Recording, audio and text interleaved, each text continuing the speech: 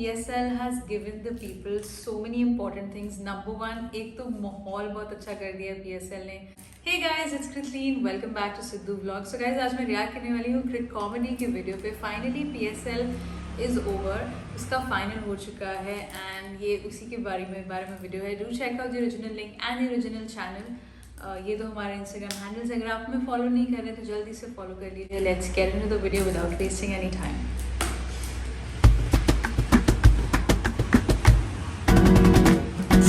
Guys क्या ही कोई final हो गया यार. मतलब एक तो 200 रन बनाए, उसके बाद जीते भी तो सिर्फ 1 रन से. मतलब प्यासे को इतना करीब लाके कुएं के मारा गया. इसी बात पर हो जाए फिर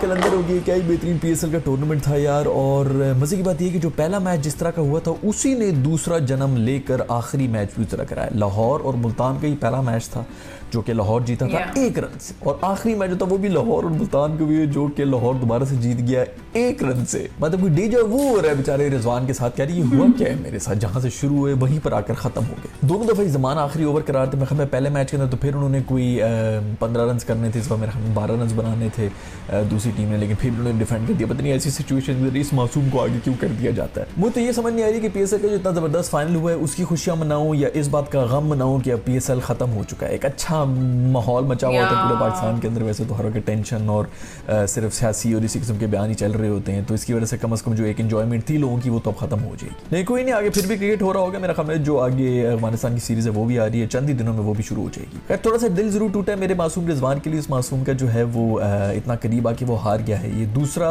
फाइनल है जिसके अंदर वो हारे. एक दफा वो भी जीत चुके हैं, लेकिन मानना पड़ेगा भाई लाहौर कलंदर्स को कि ये कंसेक्यूटिव 2 सीजन्स जीत चुके हैं. मैं हमें पहली टीम है पीएसएल की हिस्ट्री के अंदर जिसने 2 सीजन एक साथ जीते. अजीब रोलर कोस्टर राइड बनी हुई थी यार. कभी ऊपर जा रहे, कभी नीचे जा रहे, कभी ये टीम जीत रही, कभी वो टीम जीत रही. इनके जो फैंस हैं मासूम सबके जो है वो दिल कलेजे मुंह में आए हुए. लोग जो ऑडियंस है वो हार्ट अटैक से मर रहे हैं, उधर उनको गेमों की पड़ी, वो अपने खेलने में बिजी है. जो भी हो जैसे मेरी सिचुएशन हो, ये बंदा कमाल था यार. मैं जहाँ मर्जी जा रहा हूँ ये अपनी मस्त मगन हुआ हुआ ठुमके मार रहा है ये बॉय. वैसे मुझे तो ये वो जो कमेंटेटर है ना बाजिद खान वो लग रहा है. ओवर्स के बीच के अंदर जो ब्रेक होती है उसके अंदर वो जाके ऑडियंस में इस किस्म की हरकतें कर रहे होते हैं. दूसरे फैन भी थे जो कि ये कह रहे थे कि अगर लाहौर कलंदर्स मैच जीत गया तो मैं प्रपोज कर दूंगा उसको जाकर. तो यार तुम तो प्रपोज कर दोगे लेकिन अगली मानेगी भी कि नहीं, वो चीज़ असल में मैटर करती है ना. शुमाइला को देखो दिन में कुछ 30 ऐसे प्रपोजल्स मिलते रहते हैं. ये देखो हुआ ये हम हर चीज़ वो कॉपी करते रहते हैं ना. ये इसने बॉय ने वो जो गोरों के बैनर्स वगैरह होते हैं ना जो गेम के अंदर वो लेके फिर रहे होते हैं, उधर से ही छापा मारा है. इसको पता नहीं चल रहा कि वहाँ पर जो प्रपोजल्स होते हैं ना वो बहुत बड़ी चीज़ होती है. यहाँ पर तो हर लड़की को दिन में 30 प्रपोजल्स मिल रहे होते हैं और प्रपोजल के बाद उनको ख्याल आता है कि यार हमने तो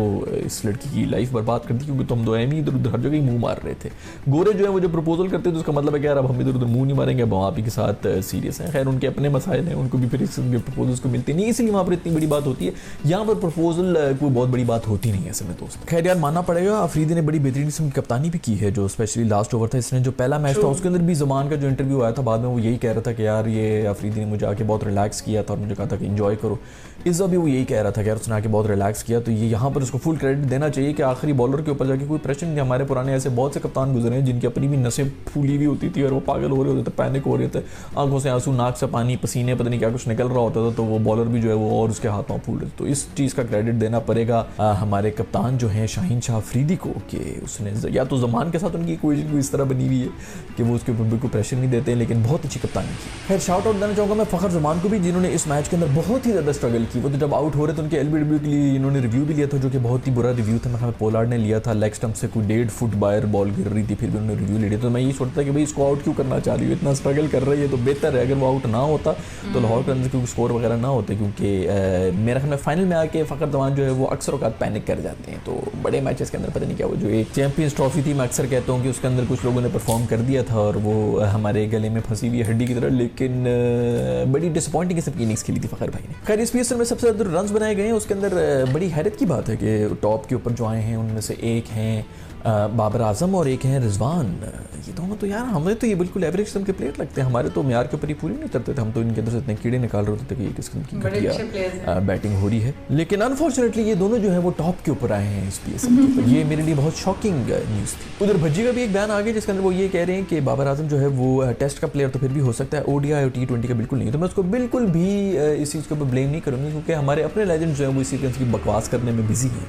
तो बाहर के लोग तो ये बात करेंगे ना, उसको हिसाबी तौर पे मेंटली जो है वो डैमेज करने की कोशिश तो करेंगे, क्योंकि हमारे अपने लोग ये सब हरकतें कर रहे होते हैं। वैसे भज्जी के रिकॉर्ड के लिए उनको बता दूं कि जो रिकॉर्ड्स और जो उनके स्टैट्स हैं ओडीआई के अंदर और T20 के अंदर उतने तो अभी तक उनके टेस्ट बने भी नहीं है। बट ठीक है जी, उनका अपना ओपिनियन है, बहुत अच्छी ओपिनियन है। वो हमारे लोगों के जो ओपिनियन है बेसिकली वो बाहर निकल के आ रहा है। सो मैं खराज तहसीन पेश करना चाहूँगा अपने लेजेंड्स को जिन्होंने बहुत ही इज्जत बनवाई है हमारे प्लेयर्स की। खैर वही छोड़ो सब चीज़ें, जो सबसे बड़ा मैन ऑफ द मैच था वो तो मेरा शाहीन अफरीदी था। मतलब 1992 की जो वसीम अकरम की एक इनिंग्स थी जो उसने फाइनल के अंदर खेल ली थी, जब बॉलिंग कर रहा है, बैटिंग के अंदर भी वही मैन ऑफ द मैच था, एग्जैक्टली वही याद करा दिया। और फिर सोसर से कंपटीशन के चक्कर में देखो ना, ऐसा ही होता है शादी की बातों पे उनकी फरमाइशें आ रही होती हैं कि भाई अबू तो मेरे बड़े अच्छे बैटिंग भी करते थे, आप में वो बात तो नहीं है। तो वो पूरा करने के लिए बॉय ने जो है वो पिछले मैच के अंदर भी ऊपर आए थे अपने आप को। एक दो पहले भी 2 फुजड़ी उन्होंने दिखाई थी कुछ मैचेस के अंदर, लेकिन इस मैच के अंदर आके तो वो मेरे ख्याल में वो वीज़ा जो है वो बेचारा अंदर आने की कोशिश कर रहा था, तो उन्होंने पीछे से कॉलर से पकड़ के ना उसको खींच दिया कि यार तू बेटा पीछे हो जाओ, मैं आऊँगा, मैं करूँगा। और क्या बेहतरीन इनिंग्स खेल दी ये आया, तो इससे सारा मोमेंटम जो है वो शिफ्ट किया। मैं 14 बॉलों के ऊपर कोई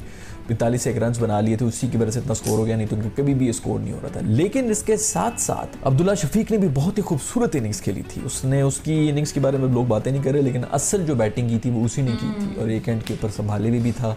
और मेरा ख्याल में ये बहुत ही बेहतरीन फाइंड है। मुझे नहीं पता कि T20 के अंदर भी इतना अच्छा साबित हो सकता है, लेकिन ये बहुत ही खुशाइन बात है कि अब्दुल्ला शफीक भी बेहतरीन फॉर्म के अंदर मौजूद है। खैर अफरीदी ने जो बैटिंग के अंदर जौहर दिखाए थे, उसके बाद जो अपना पहला स्पेल था उसके अंदर वो वापस भी गए। वो कहते हैं ना कि जो खाता है तो लगाता भी है, ये बेचारे जो हैं इन्होंने ये लगाया है और उसके बाद फिर खाया भी है। लेकिन जो भी जो पहला ओवर था उसके लिए आप लोग दोबारा देखें उस ओवर को, तो 2 दफ़ा रिजवान बचा था उसके अंदर, बहुत ही लकी शॉट्स थी उसकी, जिसके ऊपर चौके भी लग गए थे जो उन्होंने दोनों हाथों से तो 8 रन तो वो पड़ गए थे, लेकिन वो दोनों बॉल्स पे आउट हुआ। दूसरे ओवर में बहुत ज़्यादा कुट खाई है इन्होंने, जिसके अंदर बड़े छक्के चौके और इस तरह की चीज़ों को पड़ गई थी। लेकिन उसके बाद जब दोबारा आए थे दूसरे स्पेल के अंदर, तो जो 2, 3, 4 आउट की इनफैक्ट टोटल जो की तो यार सारी गेम ही बदल दी। चाहिए का बस देता और वो चाहिए जो वो ले गया टॉफी। एहसान वाला भी बहुत बेहतरीन फाइंडर, उसने बहुत बेहतरीन किस्म के ओवर भी कराए थे। बस एक ओवर जो उसने 22-24 रन खा रही थी, जिसके वाइड करा रहा था। ऊपर शाहीन अफरीदी जो है पता नहीं उसको ऐसा प्रेशर है कि जो भी बॉलर आ रहा था वो सीधा आके सारी वाइड कराना शुरू कर देते। तो उसने वो 5 एक तो वाइड्स कराई थी उस बॉल के अंदर भी, 2 छक्के भी खाए थे शाहीन अफरीदी। वो एक ओवर में ये रह गया था। उसके बाद रिजवान ने जाके उसको गले भी लगाया। बहुत बेहतरीन, बहुत अच्छा साइन है कि इस किस्म के हमारे प्लेयर्स आ रहे हैं जो कि अपना मेच्योरिटी के साथ क्रिकेट खेल रहे हैं। यंग प्लेयर्स को किस तरह उन्होंने एनकरेज किया। ये जो कॉम्बिनेशन होता है ना, ये यंग प्लेयर्स का और जो हमारे सीनियर प्लेयर्स हैं यार, ये इसी वजह से सब कुछ चल रहा होता है। इसी के ऊपर ट्रस्ट करना पड़ता है, यंगस्टर्स के ऊपर ट्रस्ट करना पड़ता है, ताकि उनके उनकी एबिलिटीज़ हैं वो बाहर निकलें। ये गेम में ट्रस्ट की यार। और इसी के ऊपर मैं शाउट आउट देना चाहूँगा हमारी इस एपिसोड के स्पॉन्सर्स यानी कि शूट नूडल्स को। Jumping back to the episode, Ehsan को वाकई बड़ा ज़बरदस्त तरीके से डील भी किया हमारे सीनियर प्लेयर्स ने, और इसीलिए वो बना है प्लेयर ऑफ द टूर्नामेंट भी। और मेरा ख्याल में वाकई बहुत ही इंपैक्टफुल बॉलिंग थी। आज भी इसने जो पहले 2 ओवर कराए थे वो बहुत ही इंपैक्टफुल थे। 1-1, 2-2 रन दे रहा होता है, पेस के ऊपर 150 के ऊपर बॉल करा रहा होता है, और सीधा पसलियों के अंदर बॉल आ रही होती। मज़ा आ गया फास्ट बॉलिंग देखने का जो कि इसने कराई है। लेकिन कहीं ना कहीं मुझे लगता है कि थोड़ा सा प्रेशर सिचुएशन के अंदर आके मतलब थोड़ा कॉन्फिडेंस की कमी है, और वो होता है जब आप इस लेवल के ऊपर आके खेल रहे हो तो आपको कॉन्फिडेंस की जरूरत होती है। मैनेजमेंट को इसके ऊपर काम करना पड़ेगा। धानी पहला मैच खेल के उसके बाद इंजर्ड हो गया था, और उसके बाद उन्होंने जो है वो पूरी तरह से संभाल लिया था मुल्तान की बॉलिंग लाइनअप को। और दूसरी तरफ अब्बास आफरीदी भी जो है, जो कि हाईएस्ट विकेट टेकर भी थे इस सीरीज़ के, वो भी बड़ी बेहतरीन फाइंड है। मैं हमें भतीजे हैं उमर गुल के वो, और लेकिन आई would rate Ehsan Ullah much higher than him. दूसरी तरफ बेस्ट कीपर का अवार्ड जो है वो रिजवान को मिला, और बेस्ट बैटर का अवार्ड जो है वो भी रिजवान को ही मिला। मुझे नहीं समझ आ रहा है यार, रिजवान इतना, हमारे तो स्टैंडर्ड्स बहुत ऊपर है यार, पता नहीं रिजवान को जो इतने क्यों अवार्ड्स मिल रहे होते हैं। ऐसे मुल्तान सुल्तान बेचारे जो उनको सारे अवार्ड्स मिल गए, बस सिर्फ नहीं मिली तो वो थी ट्रॉफी। बेस्ट ऑलराउंडर जो है वो इमाद वसीम मैडी को मिला है, और बिल्कुल सही डिजर्विंग बंदे को मिला है। बहुत ही बेहतरीन परफॉर्मेंस थी उसकी, बस उससे बयानबाजियाँ जो वो करते रहे ना मैच टूर्नामेंट शुरू होने से पहले, उसकी वजह से वो थोड़े से मसाइल में आ गया था। आई होप कि एसएससी के हमारे प्लेयर्स जो हैं वो मुंह कम खोलेंगे और बैट ज़रा ज़्यादा खोलेंगे आगे से। खैर 19th ओवर के ऊपर किसी ने कमाल किया था, तो वो थे हमारे रूफी, जिन्होंने मैं हमें 24 एक रन पर थे, कितने रन खा लिए थे, छक्के खाए थे। और वो एक दफ़ा तो उन्होंने पहले खोली से खाए थे तो बड़े खुश होते कि खोली से छक्के खा के उनको बड़ा फ़ख्र महसूस हो रहा था। इस दफ़ा उन्होंने मज़ीद उसको टॉप करते हुए टेल अंडर और बॉलर्स जो थे उनसे भी छक्के खा लिए। तो वो मैं हमें अभी भी कोहली के हिसार में ही बैठे हुए हैं जिसके अंदर उनको छक्के खा के मज़ा आता है। खैर उनका नर्वस ब्रेक डाउन होने वाला था, तो शुक्र करें कि एक रन से जीत गया, नहीं तो उस बंदे ने आज कुछ कर जाना था। वैसे सब लोगों के बारे में बात हो रही है, लेकिन मेरे ख्याल में जो सबसे बड़ा इम्पैक्ट प्लेयर था और जो सबसे बड़ी टर्निंग पॉइंट था वो राशिद खान की बॉलिंग थी, जो कि लाहौर के अंदर हो रही थी। मैंने बहुत पहले भी किसी वीडियो में कहा था कि राशिद खान वापस आएगा तो इससे ज़्यादा बेहतरीन बॉलिंग लाइनअप कोई नहीं होगा, और वही हुआ। क्या खूबसूरत यार, उसने आज भी जो आउट किए हैं बहुत ही क्रूशल टाइम के ऊपर रिजवान को आउट किया और फिर रूसो को भी आउट किया, और ये दोनों वही विकेट्स थी जिनकी वजह से मैच टर्न हुआ है। वरना अगर रूसो खड़ा रहता तो ये 17-18 ओवर के अंदर चेज हो रहा था 200 का स्कोर। मुर्शिद वीज़ा जो है यार, उसने भी को बहुत बेहतरीन कैच पकड़ा था बाउंड्री के ऊपर, और क्या वैसे बड़ा बेहतरीन मैच हुआ यार। मेरा ख्याल में इससे बेहतर फाइनल मैंने अभी तक देखा नहीं है PSL की हिस्ट्री का। ये एक नई मीम भी जो है वो भी उभर के आ रही है, जिसके अंदर पाकिस्तानी जो फैन है इनके इसी किस्म के एक्सप्रेशन जो के बारे में होते हैं, तो ये नया भी हमें मुझे उम्मीद है कि आपको ये वीडियो पसंद आई होगी। मैं दोबारा से आपको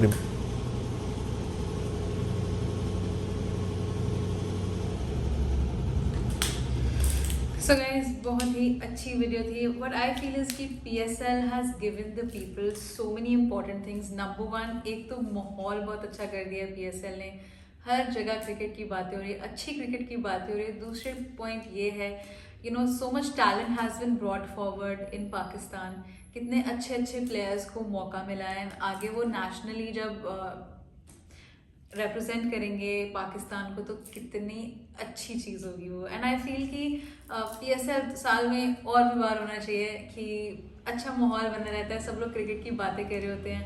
बहुत अच्छी वीडियो थी, कैसे पूरा एनालिसिस दिया हुआ था, एंड बीच में सटायर भी कर रहे थे वो कि Rizwan and Babar Azam they such good players, लेकिन जब वो नहीं चल पाते तो लोग उन पे कुछ रिमार्क्स करते हैं विच आर नॉट हेल्दी। तो उसी चीज़ पे इन्होंने सार्कास्टिकली बोला भी था, which is very witty I would say. बहुत अच्छी वीडियो थी, बहुत मज़ा आया ये PSL की सीरीज़ को देख के एंड रिएक्ट करके भी। Who is your favourite team? We know what team has won, लेकिन आपकी जो फेवरेट टीम थी आप कमेंट सेक्शन में लिख के बताएं। So guys, this was my reaction. I really hope that you liked it, and if you did this video, तो like कर दो, leave down a lovely comments, and don't forget to subscribe, guys. So guys, this is Sidhu Vlog signing off. We love you guys.